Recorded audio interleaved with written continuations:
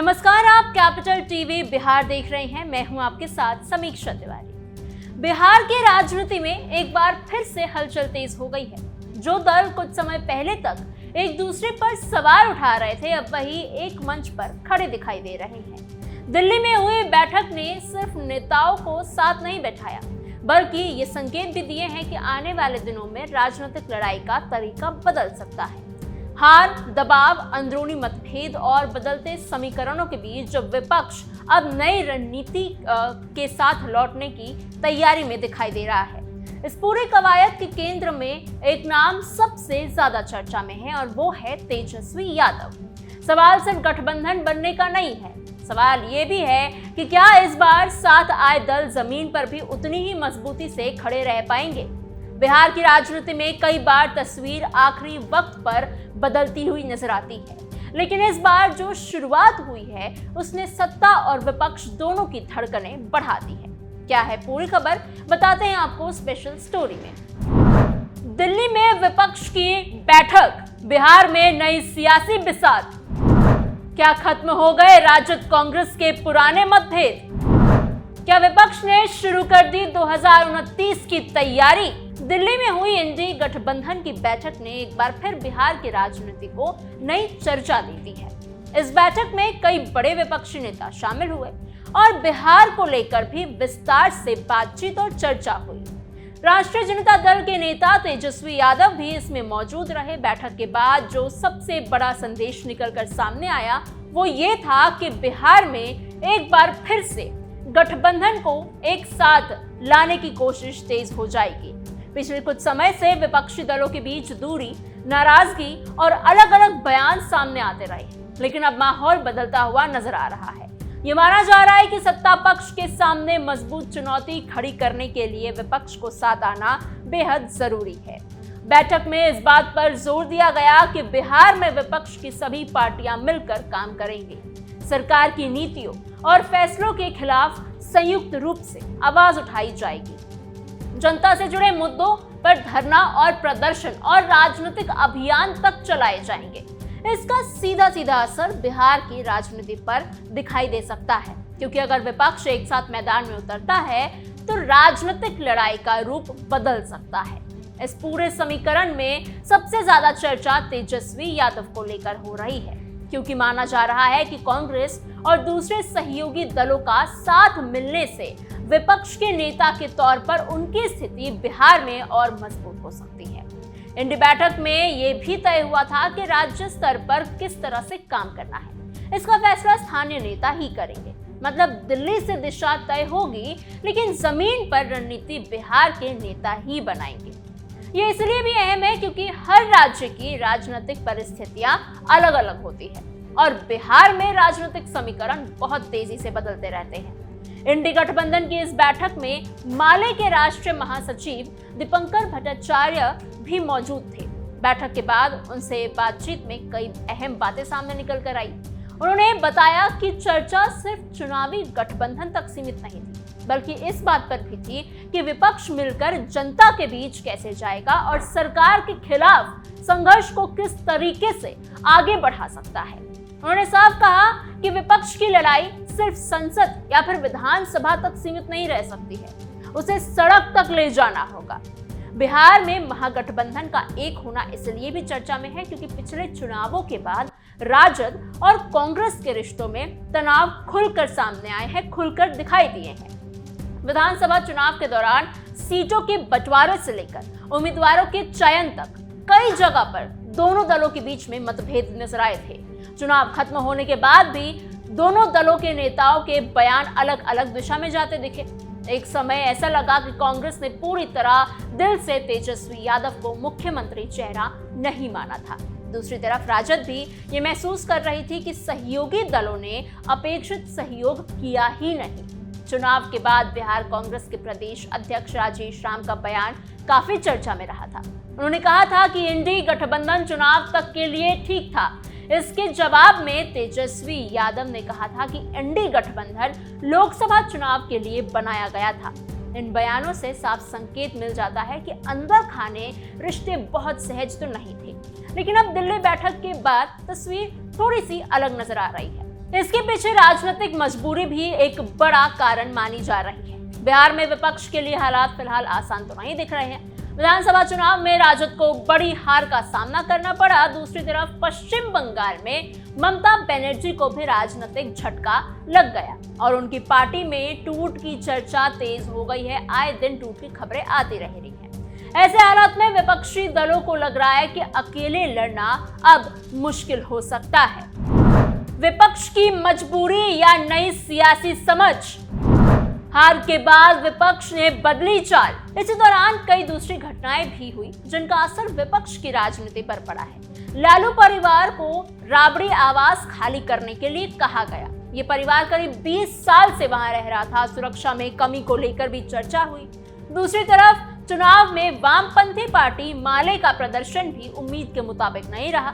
ऐसे पूरे माहौल में विपक्ष के लिए यह साफ संदेश था कि अगर राजनीतिक जगह बचानी है तो साथ तो आना पड़ेगा। दिल्ली में 8 जून को हुई इंडी ब्लॉक की बैठक को इसी सोच का हिस्सा माना जा रहा था।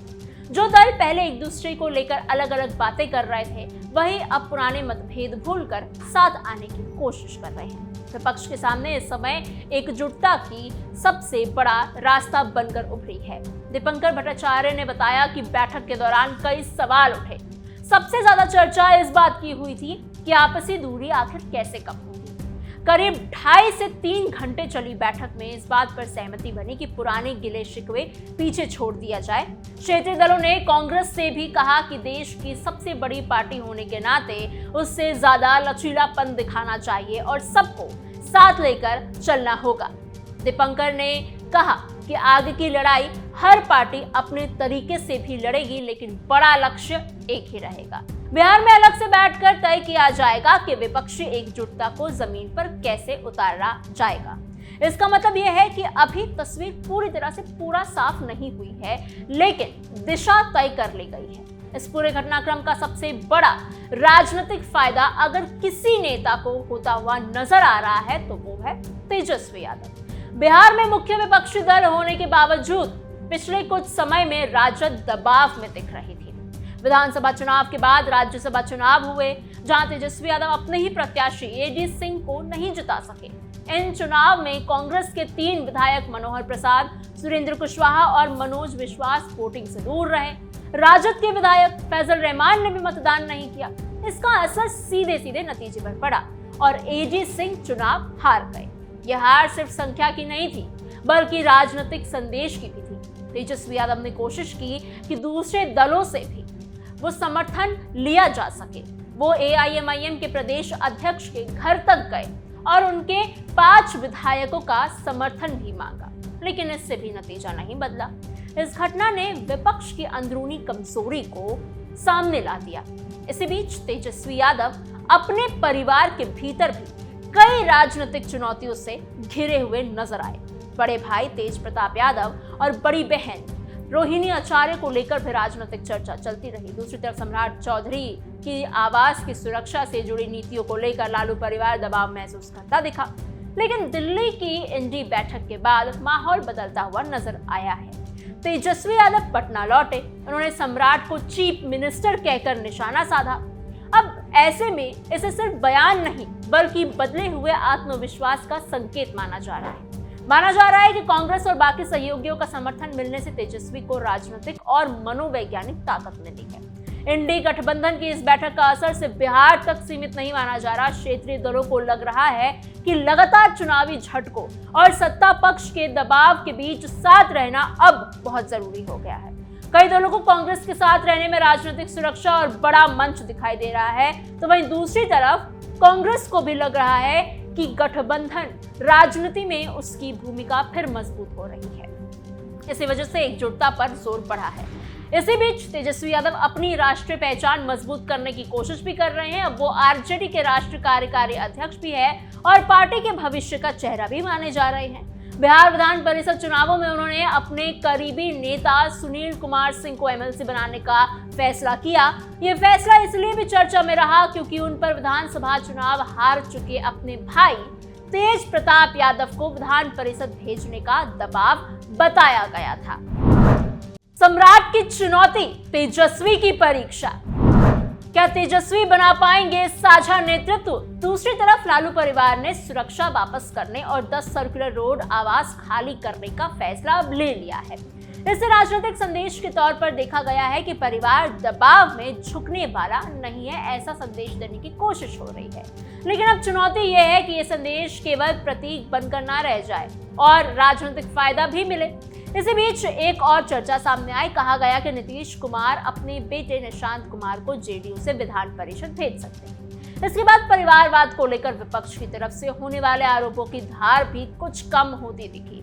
अब विपक्ष की सबसे बड़ी चुनौती सिर्फ साथ आने की नहीं है, बल्कि जमीन पर असर दिखाने की है। चुनाव हारने के बाद कांग्रेस और माले जैसी पार्टियां नीचे स्तर तक संगठन मजबूत करने में लगी हुई है। सदस्यता अभियान चलाए जा रहे हैं और कार्यकर्ताओं को फिर से सक्रिय किया जा रहा है। विपक्ष को यह भी उम्मीद है कि जेडीयू के भीतर अगर किसी तरह की टूट या फिर असंतोष बढ़ता है तो उसका राजनीतिक फायदा लिया जा सकता है। इसके लिए जमीन तैयार करने की कोशिश की जा रही है। हालांकि सामने चुनौती आसान नहीं है। सम्राट चौधरी को आक्रामक राजनीति करने वाला नेता माना जाता है। उनके साथ संगठन की ताकत भी जुड़ी मानी जाती है। ऐसे में सिर्फ बयानबाजी से काम तो नहीं चलने वाला। दिल्ली की बैठक ने विपक्ष को एक मंच जरूर दिया है, लेकिन असली परीक्षा अब बिहार में होगी। तेजस्वी यादव के सामने सवाल सिर्फ इतना नहीं है कि कांग्रेस और लेफ्ट उनके साथ है भी या फिर नहीं। असली सवाल ये है कि क्या वो इन सबको साथ लेकर जनता के बीच एक मजबूत विकल्प बना पाएंगे? क्या पुराने मतभेद सच में खत्म होंगे या आंदोलन और विरोध सिर्फ फोटो तक ही सीमित रहेगा? इस जमीन पर भी असर दिखेगा। फिलहाल इतना साफ है कि विपक्ष ने संदेश देने की कोशिश की है कि लड़ाई अभी खत्म नहीं हुई है। बिहार की राजनीति में नई चालें शुरू हो चुकी है। अब देखना यह होगा कि दिल्ली में बनी तस्वीर बिहार की जमीन पर कितनी देर टिक पाती है और आने वाले समय में ये एकजुटता सिर्फ बैठक तक रहेगी या सच में चुनावी ताकत बनती है। फिलहाल इस खबर में इतना ही। आपके इस पूरी खबर पर क्या सोच विचार है, आप क्या राय रखते हैं, हमें कमेंट बॉक्स में जरूर बताइएगा। ऐसी और खबरों के लिए बने रहिए कैपिटल टीवी बिहार के साथ।